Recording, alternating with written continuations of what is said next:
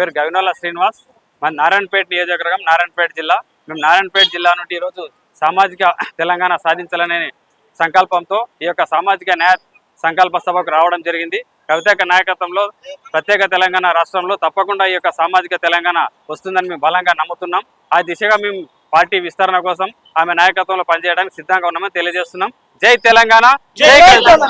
ఇంత పెద్ద ఎత్తున ప్రజలు రావడానికి ప్రధాన కారణం స్వాతంత్రం వచ్చి 80 సంవత్సరాలు అయినా ఈ యొక్క సామాజిక తెలంగాణని పట్టించుకోలేదు ఎవరు. తప్పకుండా కవితక్క నాయకత్వంలో ఈ యొక్క సామాజిక తెలంగాణ వస్తుంది. ఈ యొక్క అన్ని సమస్యలకు ప్రధానమైనటువంటి కారణం ఈ యొక్క సామాజిక వివక్షత. ఈ వివక్ష పోతుంది, అన్ని వర్గాలు న్యాయం జరుగుతుంది, అందరూ కూడా అభివృద్ధి చెందాలని ఈ యొక్క టీఆర్ఎస్ పార్టీని ప్రజలు నమ్ముతున్నారు. కాబట్టి ఈరోజు స్వచ్ఛందంగా ఇంత వేలాది మంది యొక్క కార్యక్రమానికి రావడం జరిగింది.